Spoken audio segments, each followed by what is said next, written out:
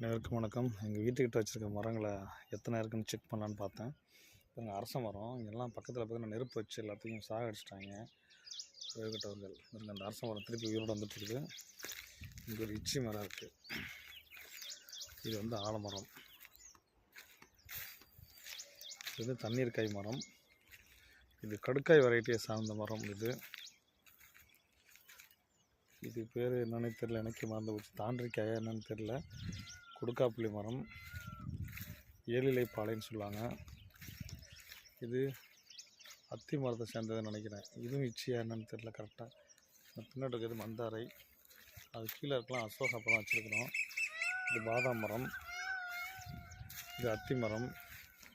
ஒரு செர்ரி மரம் வச்சது குட்டி குட்டியாக எத்தனை செர்ரி வந்திருக்கு. அந்த செர்ரிக்கு பின்னாடி வந்து புரச மரம்னு ஒரு மரம் இருக்குது.